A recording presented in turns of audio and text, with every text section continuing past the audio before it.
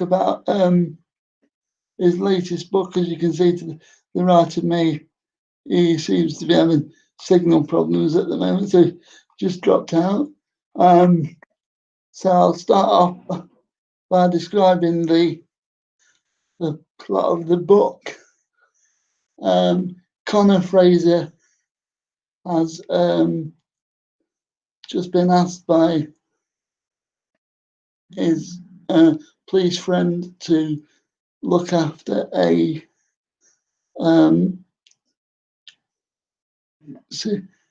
killer who has just had his conviction quashed.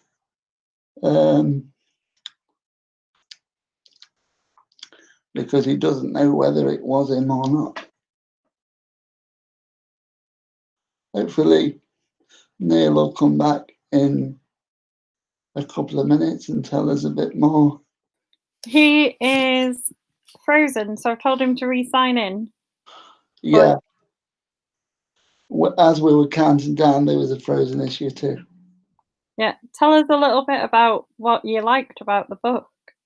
It's mainly because of the protagonist, Colin Fraser, and the relationship between him and the journalist character as well, because the relationship between them really does look at two different possible sides of how to investigate a crime. And because it's split between narratives as well, you get one chapter from that perspective and then another chapter from the other one. And then the police investigator Ford as well, he has chapters to himself. So that's what I've liked about the whole series, not just this book, but because of that, you can read more of the book in one go. Yeah. Have you read any others by him? I've read all three of the Conor Fraser books, but the original three, unfortunately, aren't available on audio yet, but he has written another series. Sorry about that, folks. Having technology nightmares this evening. Hold on a second. Right, there we go. I'm back. I know, if you could just tell us about the process of getting the new book off the ground, please. Say again, sorry? If you could just tell us about the process of getting a new book off the ground. Process.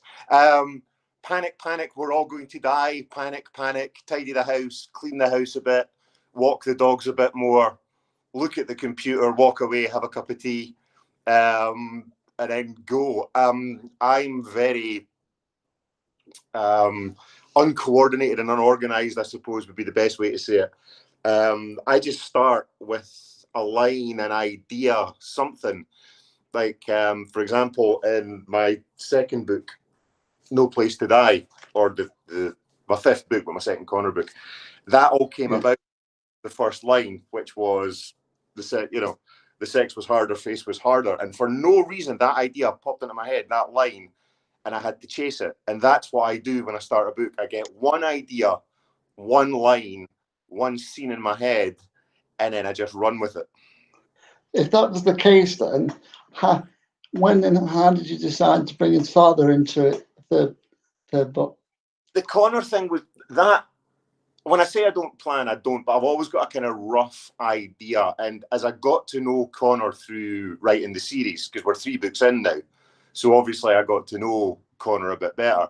I always had this thing where I wanted to get into the relationship of who he is and show him as a more complete person than just this gym-obsessed tough guy who can beat the crap out of people and drives a very fast car. I always wanted to get away from him being that archetype, so I always wanted to dig into his past, because his past is such a huge part, especially with what happens in No Man's Land. His past is such a huge part of who he is, and, it makes him what he is. And I always had the thing of wanting to go back and dig into that. And just as I was writing the story, it just kind of unfolded that this is the story that it would be. Yeah. When you were deciding to do it, why did you decide to go for the journalist protagonist as the opposite again after doing that in your first series as well? For me, I mean, I wanted Donna to be a complete person who, you know, journalism is a very rough and tough industry, especially at the moment with everything that's going on. And I wanted to have a very well-rounded character who was fighting their way back after what had happened. And for me, being a journalist myself, I understand that world. So I understand how a reporter would go about attacking a story, what would happen if a body was found, how people would scramble, how newsrooms would react, how the police comms option, you know, would react to that, because I've worked in that world. So it's a very easy way for me to give access to the story and get away from the kind of police procedural part of it. Yeah, it's quite ironic because if I was doing the synopsis, I would have called it the Donna series first, I think, over Really? the Connor one. Interesting. Because I think that in the first two books, she was the main protagonist, and Connor was kind of, he was there, but he was secondary until this book where he got more rounded. Yeah, I think there's truth in that. Thank you very much for saying that. I think there is a truth in that because I got to know Connor because I didn't plan any of this. I mean, you know the story about how Connor was born, that I was in Stirling at bloody Scotland and I saw the football match and I thought I could dump a body here.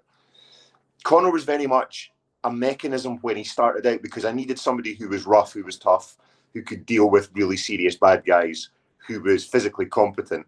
And that's how Connor, he was an amalgam of bits, but Donna was always the character that I knew pretty well. Yeah.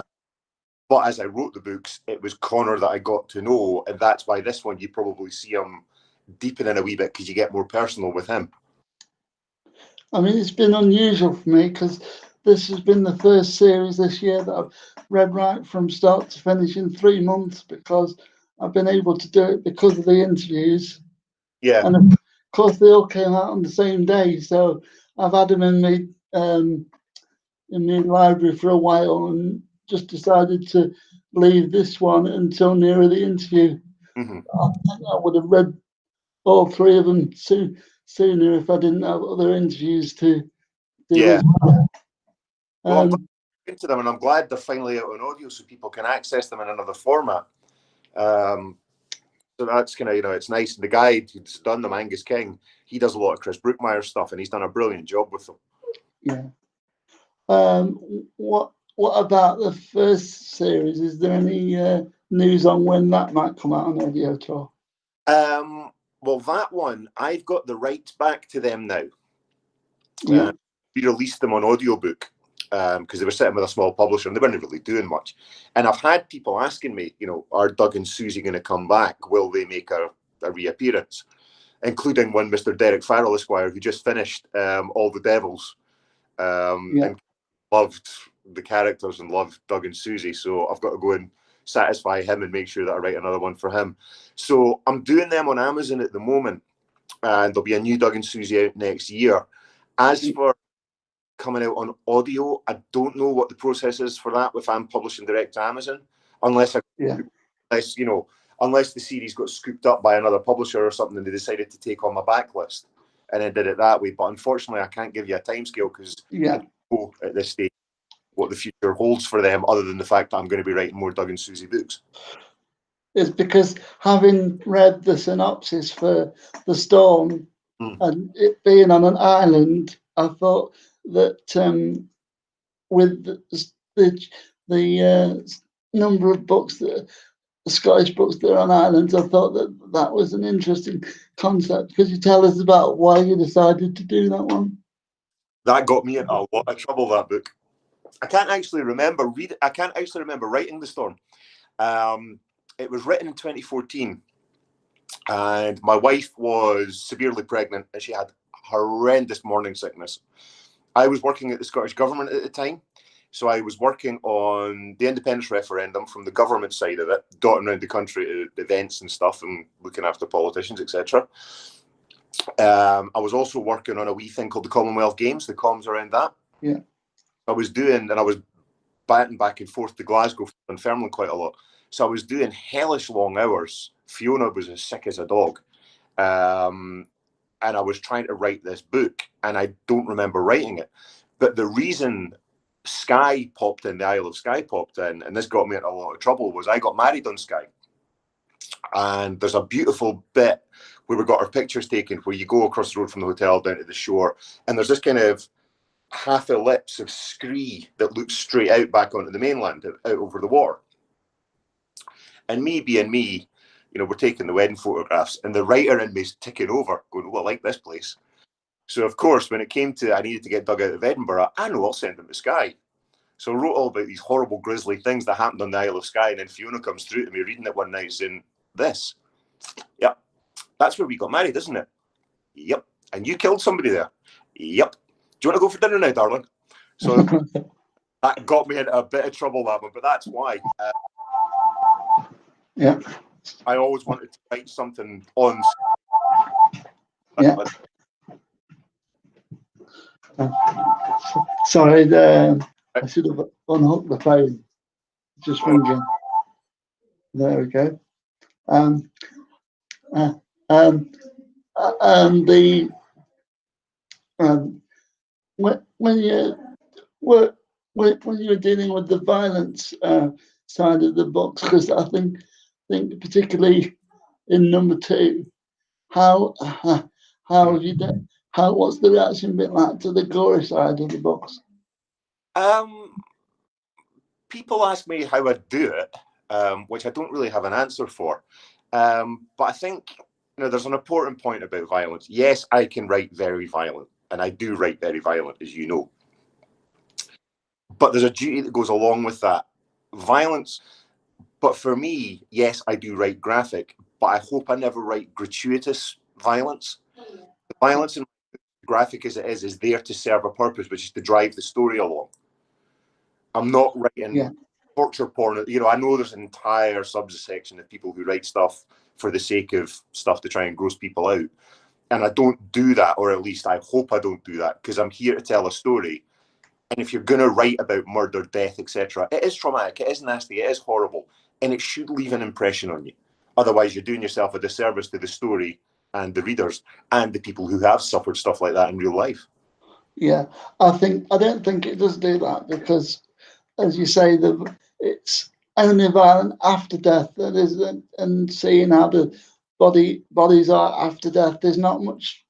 You don't do many scenes about when the person was killed, so it's not graphic for the sake of, as you say, Yeah, describing its audience. Exactly that. I'd never want to do graphic for the sake of it. It has to serve something. It has to serve the narrative. It has to serve the story going forward. Don't get me wrong, and this is going to sound slightly perverse, but it is fun writing violence. It is fun writing a good fight scene and getting it right and getting the choreography right. Yeah. The scene that I think you're talking about in No Place to Die with the bonfire and what happened there. Yeah. That was an enjoyable scene to write because I felt like I got something out of it at the end of it. If that makes sense. I felt like I'd achieved something when I did it. So, it can be fun, but I think you've got to remember that you've got a duty of care. Because at the end of the day, I'm in the great position that I write something that's going to get published and people are going to hopefully pick it up on a bookshelf. So that comes with an inherent responsibility not to be schlocky and not to be gratuitous with the violence. When you were writing the No Place to Die series, the book, what made you decide to do it as a retreat? Because that's quite a different plot start, isn't it? Yeah, again, what I wanted to do was, after No Man's Land and it being so expansive, the entire Stirling was his playground, and then before, when I'd been in Edinburgh and stuff, what I wanted to do was get that kind of feeling of claustrophobia, where it was a kind of locked in area where Connor had to control something, and being a security expert and given what Charleston does, what I was having an event like that, it just worked very well. If you could, because you've seen these personal development things that they do all the time where they take over hotels and stuff. So it struck me I could do something with that, and that kind of leaned into the Connor narrative of I wanted to get it tight and claustrophobic, and I wanted to give him a kind of more controlled environment where he had limited options. What do you think Connor being a security officer allows you to do that you couldn't do with your first series?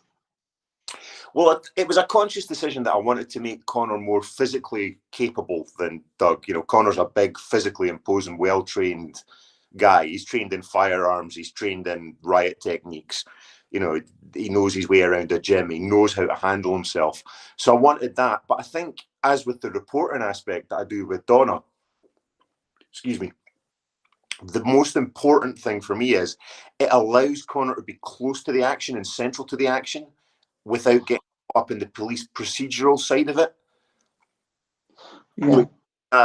You know, I've got a double edge there of, yes, I've got the police procedural stuff because he'll be close to the case with his clients, but he's free to work out with that. Like, for example, in No Man's Land, he breaks into Donna's office to go and have a snoop around for clues. A copper wouldn't do that. But because Connor's faced with the same constraints as a cop, he can quite happily go and do that. Yeah. I love the fact that you do the split narratives. Is that a challenge to do that when you're writing, or did you choose to do that deliberately? It's not a challenge because I know what I'm going to write the day that I write, because I don't plan. People don't believe me when I say this. And another shout out to Derek Farrell, who, God love him, when he read No Place to Die, he said it was so intricately plotted. It was, you know, it was beautifully tied up and there were no loose ends. And I just I couldn't help myself but laugh, you know, given the fact that I just winged it for 80,000 words and got a book out of it. But the split narrative thing is, I think it keeps it fresh because you're looking at something from different perspectives all the time. You're looking at the same core event, which might be a murder or, you know, a kidnapping or whatever. But Connor's going to have a different a view on that than Donna, who's going to have a different view on it to Ford, who's going to have a different view to all the other people that are circling around. Yeah. But I don't think I struggled because I write when I sit down that day and write. Yeah, that's what I was saying to the audience before you came on. I think that's my favourite bit. It really works on audio because it allows you to carry on reading. Yeah. More. And I find that I'm reading a 10-hour book faster than I normally would because of the split narrative way. Because as you're having a break with the writing, the reader can also have a break too. Yeah, exactly that. And I think one of the things about split perspectives, as long as you stay with a perspective within a chapter and you don't lose the reader halfway through, what it does is it gives fresh perspective. And as you say, it gives you that impetus to go on because you're seeing things from a slightly different angle and you're getting into other people's heads. Do you like writing from the point of view of the villains too? Because you often have a chapter from the bad guy's head. Although the problem that I've got is 90% of the time I don't know who the bad guy is until the last 10 chapters, you know, 5 chapters or something like that. But no, it's nice. There's a guy in the first series called Mr. James who turns up in All the Devils. And, you know, I've had some nice comments about him, but it was great to get, because he's a pure psychopath. He's just a pure monster, like a shark, you know, dressed up in a nice suit and pulling a mask on and try to be civil. But it's nice to get into their heads. And it's nice to the best character that I've had feedback on is Paulie. Mackenzie's Rent-A-Thug, his right-hand man, who takes centre stage in the next book, which is out next year.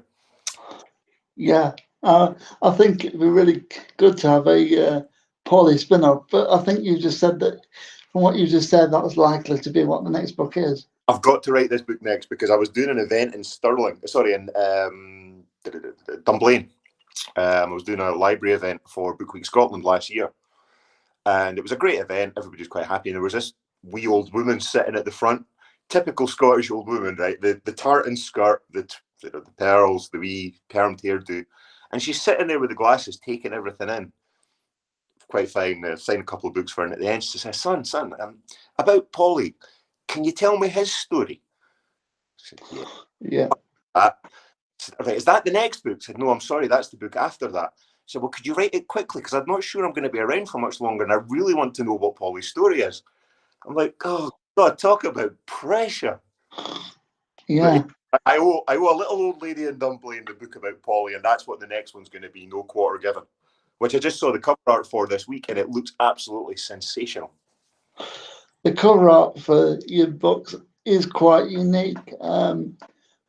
What is it about the cover art that you enjoy so much with the series? It's kind of tale of two stories here, because the first books, the first Doug and Susie books, my first series, when I was growing up, my best friend, a guy called Joe Farquharson, is one of the most talented graphic designers you will ever meet in your life. He's just got that eye that he can look at something and go, right, there you go. And when we were growing up, the joke was always, I will write the books and you will design the covers. When I got a book deal the first time round, because it was a small publisher, I got Joe to do the covers for me. And Joe came up with some brilliant ones. I mean, the artwork for All the Devils, the original artwork, was just a work of genius. So, you know, I always enjoyed seeing that, and fulfilling that childhood promise was really good. And then when I came along to do a big publisher, I think what surprised me was, you know, publishing can be, it's like a sausage factory of this happens, this happens, this happens, and you're on a production line and on you go. But one of the nice things was the artists took the stuff away and they really thought about it, and they came up with variations, you know, 10 to 15 variations on the cover, and said, right, choose one. So it was nice to have that collaborative process. When you're doing the collaborative process with the series, how have you worked with the editors, with it being a bigger publisher versus a smaller one? Yeah, I mean, I've worked with editors right the way through. I had editors at Contraband. I've edited people's work myself. In fact, I just finished up an edit on a pal's book, which is brilliant, and it'll be out next year, I think. So yeah, but I was once told by a friend of mine that good editing isn't by diktat, it's a conversation. It's a back and forth. Because an editor will see stuff that you don't see. Because it's the old adage of, when you're writing a book, you're doing that for 6 months or 3 months or however long it takes you to write the book. What a good editor does is that, to let you see the bigger picture and say, right, have you thought about this, this, this? And I've been really lucky with the editors that I've had. Yeah, I've always found that when I'm trying to write mine, because I write it collaboratively with my assistants and stuff, and I'm also writing my biography with Rob Parker as well, so that's working out quite well. What would you say has been the most eventful part of your life, as not being a novelist? None. Part of my life as a novelist, or the most eventful part of my life? What most eventful part of your life outside of being a novelist? I mean. Outside of being a novelist? Yeah. God almighty. I suppose when I was working on The Scotsman, I worked on the news desk at The Scotsman. I was the night news editor and the deputy foreign editor and stuff at The Scotsman. And we got some pretty big stories there. I had one night where, without going into the details too much, 10 Downing Street phoned. And the chief of the comms said, I don't want to be making this phone call tonight, Neil. To which I said, right, well, hang up then. And I had them try to pressure me to kill a story. I smuggled, well, didn't smuggle money, that's the wrong way to say it. I kept the identity of a reporter quiet in Zimbabwe who was sending us stuff from Zimbabwe. I had to talk to the Libyan Transitional Council when Gaddafi fell and we had reporters behind the lines. I covered the expenses scandal. I was the editor on call. Well, I was on shift when Lehman Brothers collapsed. I covered 9/11. I was in the gym across the road from The Scotsman, and we were doing a workout, me and a pal who was a sub-editor, and we were doing a normal workout. And we looked up and we saw the first plane hit, and it was getting reported that it was a light aircraft that had hit. And we thought, right, okay, yeah, we don't need to go in. This is okay. We're here. And then the next minute, you saw it from another angle. You thought, okay, here we go. So I went across, still in my training gear, and seeing seasoned journalists, you know, people who I respected and admired, who had been 30 years in the game by that point, watching these screens, crying their eyes out, trying to make sense of it and trying to put a newspaper out at the same time. So that was pretty eventful. Yeah, I've had my share of good stories. I've been really lucky that the stuff that I've worked on some big stories at the time with some really good people. Yeah. Lucky. Yeah. Just so everybody knows, this is water, okay? I'm not chugging vodka by the...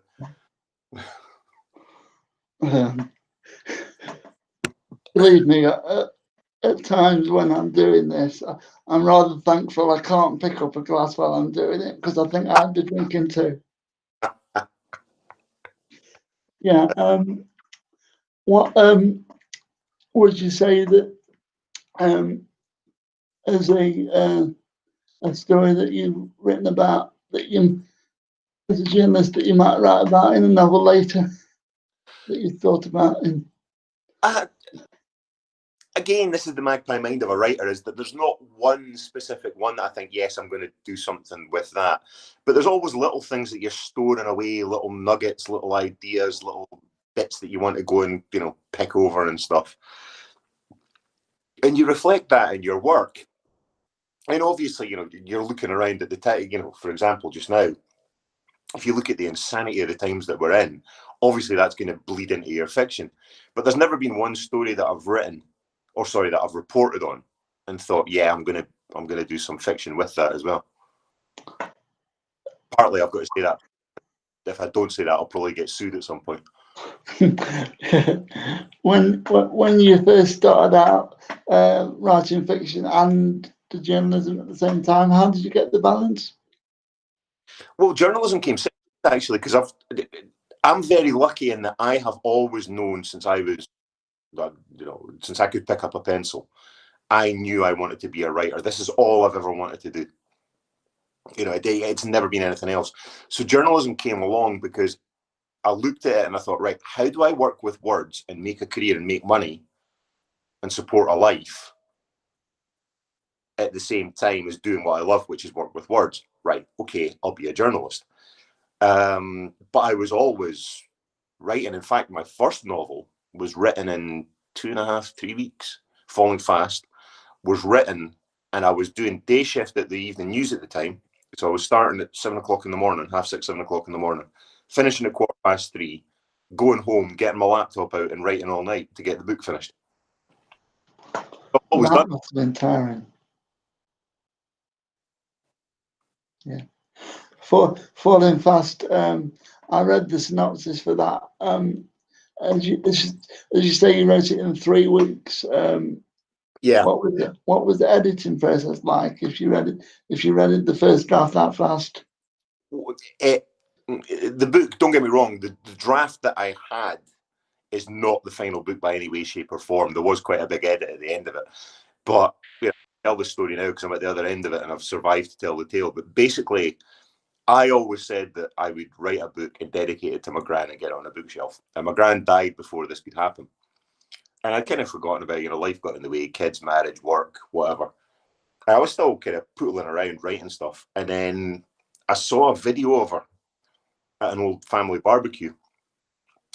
And I realized I'd forgotten the sound of her voice when I heard the video. Yeah. And for some reason, this snapped something inside me. And I walked away and I just went for a walk on my own to get out, get away from everybody. And all I thought was, right, I am doing this bloody book now and I will not stop until I get published and I fulfill this promise to her. So I wrote, I was walking around thinking, how am I going to do this? How am I going to do this? And I was so hacked off, I thought, right, I'll throw somebody off the top of the Scott Monument and see what happens. That's how Falling Fast starts. So I wrote that and I wrote the first few chapters and I sent it away to agents and publishers. And a publisher came back to me and said, this is brilliant. I'd like to see the rest of it.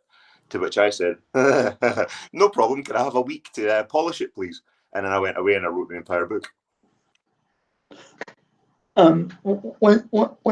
When you're under that much pressure, how often do you read the book back once you've done? Do you read? Have you ever read your books back once you finish them? Because a lot of authors I know don't do that. I had to last year when we re-released with the help of Ed James, who's a lovely bloke, although he'll kill me for saying that. When we re-released the books on Amazon, I had to go through the text again and I had to reread them. And it's like reintroducing yourself to an old friend. But as I say, The Storm, I don't remember that book at all. So whenever I pick that book up, I'll find something new and go, oh, right, I did that. Okay, that's nice. With you helping out with other writers, is there anyone that you've read that you'd recommend to people that they might not have heard of? Oh God, that's unfair because there's so many. The one that I will give the shout out to, who deserves a lot more respect and praise than he gets, is Derek Farrell. I've just finished now. He's going to kill me because I'll get this wrong. Death at Duke's Hall is the book, and I went through an edit with him. I love Derek's. Derek does the Danny Bird mysteries. I don't know whether you've read them. I haven't read them, but I've heard a lot about them thanks to Yeah. Noah at the Bar, because he's been on there, and I watched one of his shorts on there. Beautifully, right? Absolutely beautifully done. Although I'm going to beat the boy to death with a split infinitive at some point. I swear to God, I am. But he's a beautiful lyrical writer, and he can do character and humor, and he does these arch one-liners that are just the zing, and you just burst out laughing with them. So we went through an edit with that. I had to look at it for him, and that's a book that deserves a hell of a lot of attention when it comes out next year.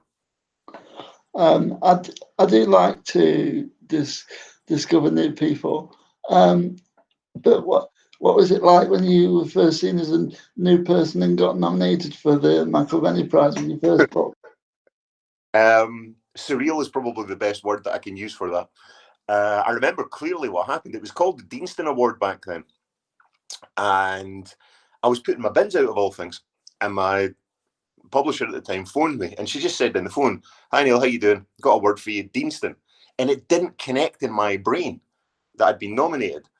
And then suddenly my debut's up with Denise Mina, Louise Welsh, Chris Brookmeyer, and my book's sitting there beside them. Peter James, who won it. And I'm sitting there thinking, right, this doesn't compute. So what it did was it gave me a boost, and it gave me a profile that debuts debuts, especially debuts from small publishers like Contraband, don't normally get.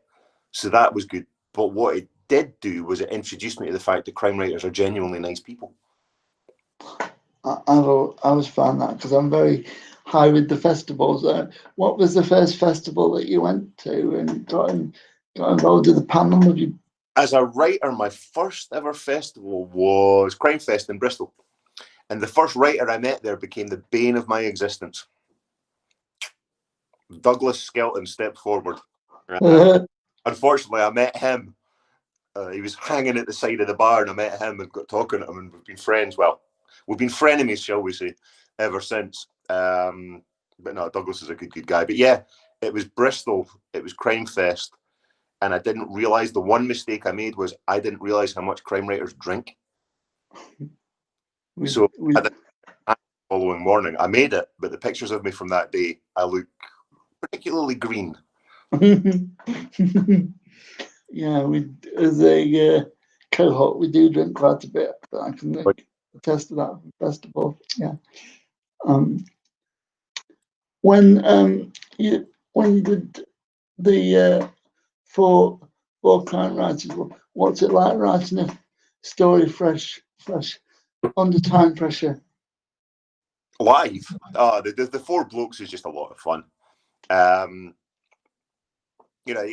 It's basically Mark. I was speaking to Mark Leggett today, actually, and he described it as just four guys sitting on stage having a laugh, and there happens to be people in front of us.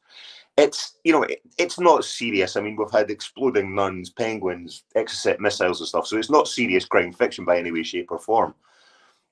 But what it is it's the thing with book events is they've got a very kind of rigid structure of you come on, you've got a panel chair, you've got a couple of guests, you've got about 45 minutes of the panel chair bouncing back and forth between the two guests, and then you get 15 minutes of questions at the end. What we do with Four Blokes and why it works so well is we flip it so the audience engagement starts from Q1. And what we're doing throughout that hour is, well, one person's writing, another person's talking to the audience, and we're getting that engagement back and forth. There is a bit of pressure in it because you're trying to untangle something that's completely messed up, because you give it to Mark and he'll go off on tangents with dead nuns or whatever and just try and mess you up as best as he possibly can. Louise Fairbairn, who blogs, and I've forgotten the name of her blog and she'll kill me for that, but she says that she can tell, because I do the violence and the intention, Douglas does the one-liners, Gordon tries to hold it together, and Mark does the nuns. But it's fun. And because we've been doing it for a few years now, we know each other well enough that we just kind of bounce off each other.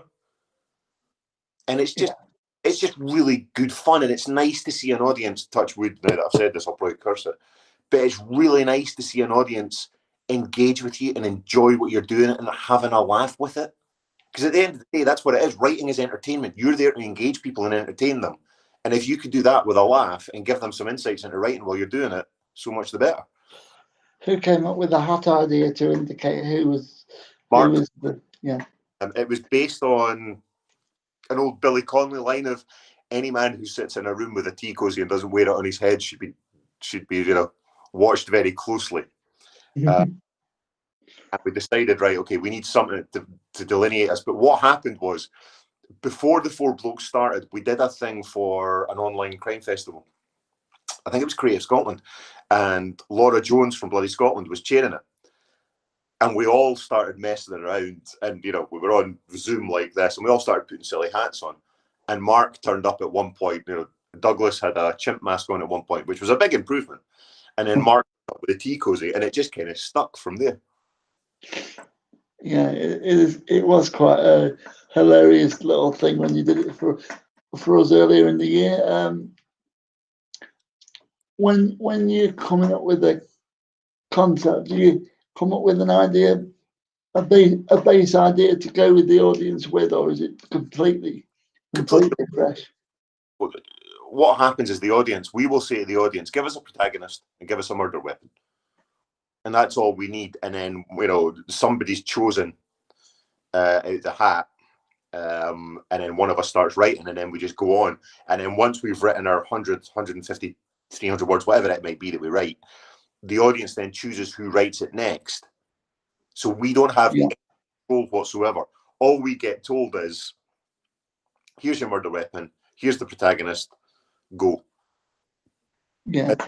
I know that for a plotter like Mark, who plots everything to the nth degree, it drives him bonkers.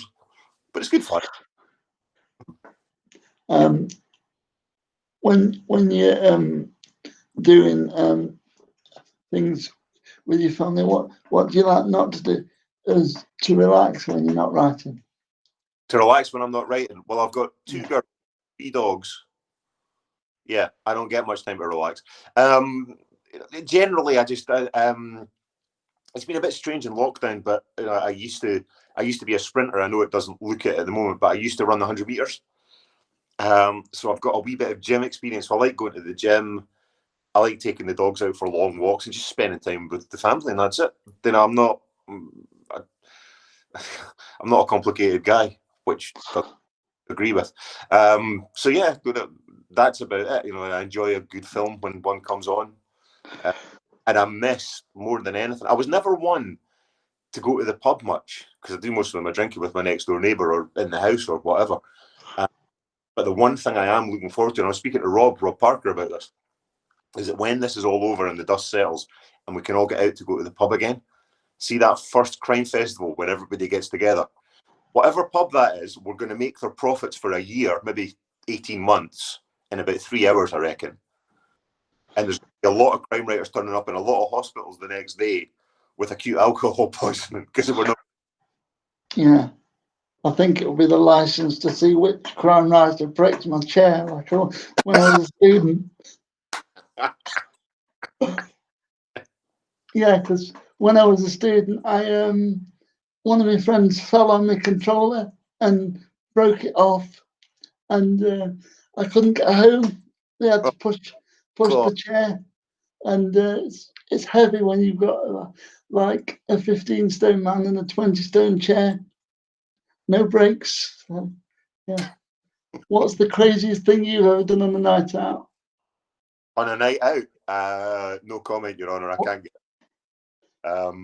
Probably because you can't remember, probably. No, I've had some wild ones. The craziest thing I've ever done. No, I'm going to plead the fifth on that because I can think, but I'm not going into that.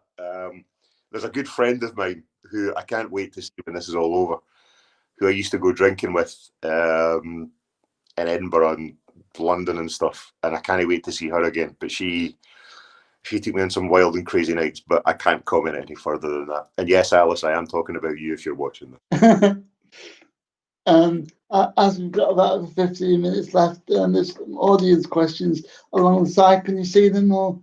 I can't see them. I'm sorry, because I'm. It's all right, and I'll get an assistant to read them out, and then I can tell them back to you. It's no problem. Oh, Caroline's put one up. I can't Can you see see that one? No, I can't see. Hold on. Let me have a look. No, can't see anything. That one there Okay. on screen.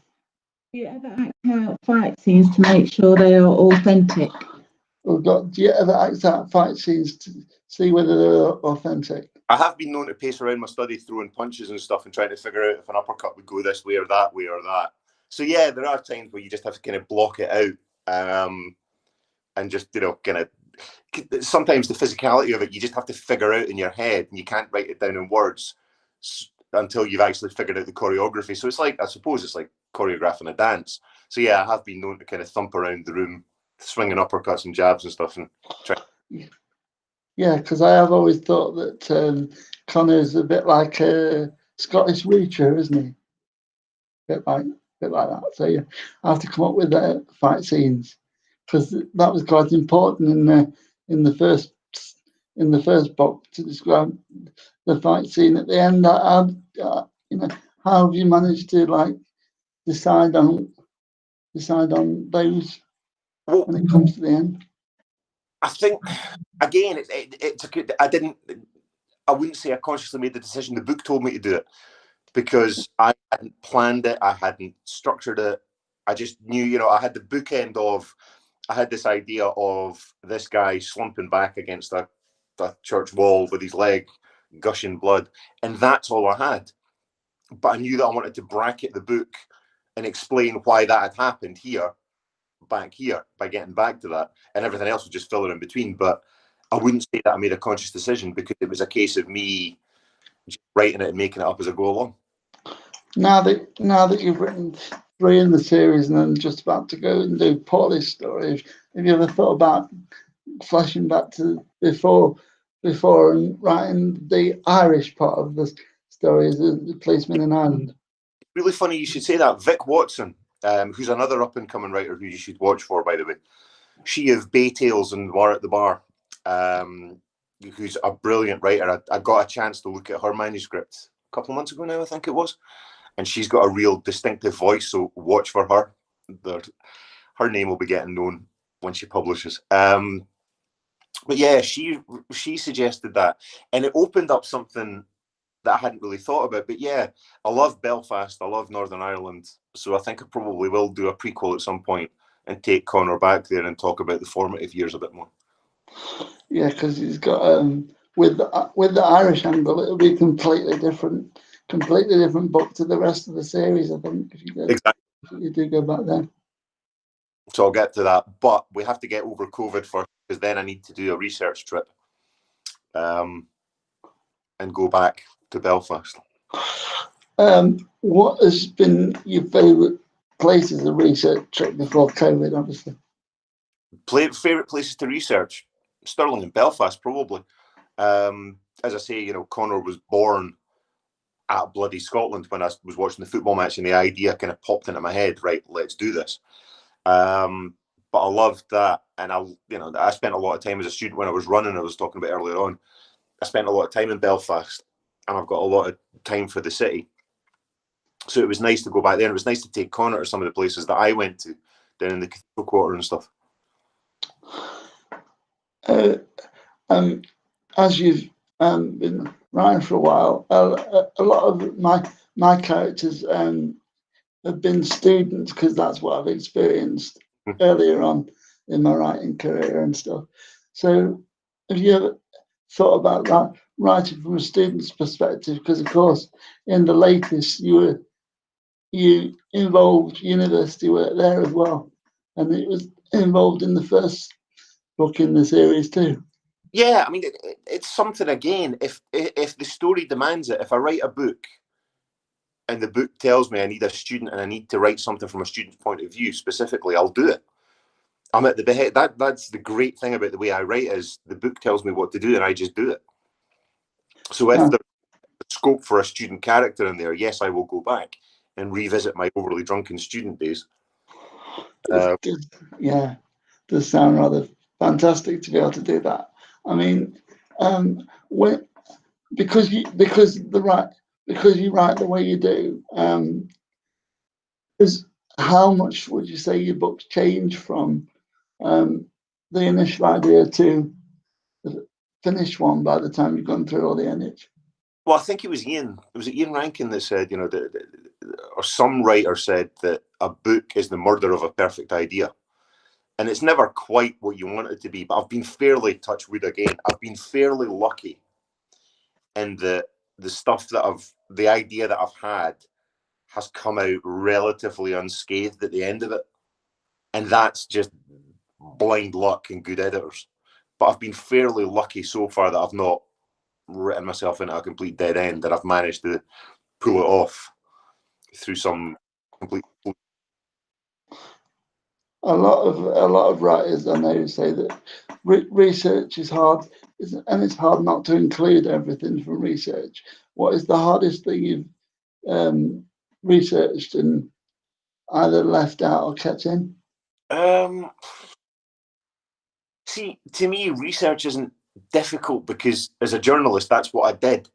If I was given a story and I didn't know anything about it, I had to go and find out about it to write the story. So research has always been one of the things that I've done. So I don't find research particularly difficult, if that makes sense. It's time consuming. And one of the big risks that you have as a writer is you go and find out something, whether it be, the life cycle of the Bulgarian fruit fly or whatever it is, and you become this expert in it and you become so entrapped in it that you then write a treatise on that in the book, and you put too much of what you've learned into the book and it jars the reader. So you got to be careful of that. But the most difficult things, I mean, I've seen my Google history would be a joy to behold for the police, no doubt. But I've seen some pretty nasty stuff about corpse decomposition and how fast somebody would bleed out if you cut them this way or that way, or what certain chemicals would do to the human body, etc., etc. But again, that's part of the job. Yeah. When you've been talking about titles, generally yours, or they've been suggested by a publisher? Titles, it's funny because I used to be a sub-editor, which basically meant I wrote headlines all day, so I should be able to do snappy stuff. And when it comes to my own books, I cannot do titles for the hell of it. I can't. I don't know what it is. I've got this mental block that I can't get a good title. It goes to the publisher and they come. I give them a list and they come back and say, right, well, we like that. That doesn't seem quite crimey. That's not brilliant. Okay, that's great, and let's go. So other than the fact that the next one's got Hawley in it, can you tell us anything else? Or is that too early? All I can say is that it's called No Quarter Given, which is good, because this is the one where Connor finally gets let off the leash, as it were. Something happens that's deeply personal to Connor, which drives him to extremes that you've maybe not seen before. And that's why it's Quarter Given, because he's not in a merciful kind of mood. It becomes this thing where he's focused on a very specific target. And that's where he's going to go, and that's what he's going to do, and he's going to get justice. And if somebody gets in his way, i.e. Polly or somebody else, then they're in for a bit of trouble. Yeah, because his dad always says, "Watch the temper." Was that unintended tagline? Because that's going to be his catchphrase, I think. Well, I always watch the temper. That's part of Connor's character, but what I wanted to do in The Point of No Return, and what I want to do in the next book, is explain why he's like that. He's not just got the temper because it's a flick of the switch thing. He's got that temper for a very specific reason, because of who he is, because of what's happened in his past. For example, in No Man's Land, you talk about the bullying incident and stuff. So that kind of builds into him. So that's why he's like that. And I never wanted it to be the cliche of Connor's a man with a fiery temper. He's got to have the fiery temper for a reason. And that's what I'm trying to tease out. Yeah, I must admit, I do like the fact that you haven't told us about that yet, and it's the third book, because you do wait for why it happens, and the longer you can leave that for the reader, I think is better. Well, that's exactly the beauty of a series. The beauty of a series book is you get to know the characters and you go on a journey with them. They're not perfectly formed when they start, but they develop. I mean, look at what Ian's done with Rebus. You know, Yeah. he continues to kind of layer stuff into that character as he goes. He's just done, what, the 30th Rebus book or something, or the 25th, or whatever it is, the new one, A Song for the Dark Times. And I read it, and what got me was Rebus still read like a fresh character. And if you can do that over the course of a series and kind of peel the onion layers back and get to know the character a bit more, you've hit gold. Yeah, that's a really good advice for any upcoming writers. What have you got in your reading pile that you'll be reading over Christmas? Oh God, I've got a reading pile as long as your arm. I'm actually at the point where I'm trying to decide what to read next. I just read Helen, and I can't remember the title of it. That's terrible. I just read Helen Field's new one. It's a standalone, which is creepy as hell, but it's absolutely brilliant. Hyde by Craig Russell is out next year, and I was lucky enough to get a proof of that. That's going to go absolutely bonkers. That book's going to be huge next year. It's a superb book. As for what I'll do my Christmas thing of, I always read Jekyll and Hyde at Christmas for some reason. A Christmas book for me, and it's set in Edinburgh, not London. I don't care what people say. That's an Edinburgh book. It's not a London book. So I'll read that, and then I suppose I'll do my annual thing of I'll pick up the new Lee Child book and see if the Sentinel's any good with now that he's writing it with his brother. Yeah. What is it about Jekyll and Hyde that makes you pick it up? I don't know. It's just, I don't know why, but every year at Christmas I have to read that book. And I've just done it since I was a teenager. And I only read it once a year, but every year around Christmas I pick up Jekyll and Hyde. And I think it's just such a compulsive story. And it's such a brilliant conceit and such a brilliant study of, how a character, you might not agree with their motivations, but they make perfect sense to them. Yeah. And if you can get that, it doesn't matter how detestable the character is and how detestable what they do is, it makes sense to them. And if you can make the reader understand why they're doing it, you're there. But there's something about that book that's just so evocative that every Christmas without fail, I pull down my old Penguin Classics edition that's really ragtag and battered, and I read through it. Yeah, that might explain why Ian decided to use that as the basis for Noughts and Crosses, I think. Yeah. Thanks so much for this, Neil. And I'm just going to say to everyone out there, have a good Christmas and New Year, and I'll see you on the 11th of January when I come back. Thanks very much for your time. You take care of yourself and have a great Christmas, okay? Thank you so much, Neil. And I hope to read your next book as soon as it comes out. Thank you. It's ready for audio, so I'll make sure you get a copy. Thank you very much. You take care. Thank you. Thanks for your time. See you on next year, everybody. Bye.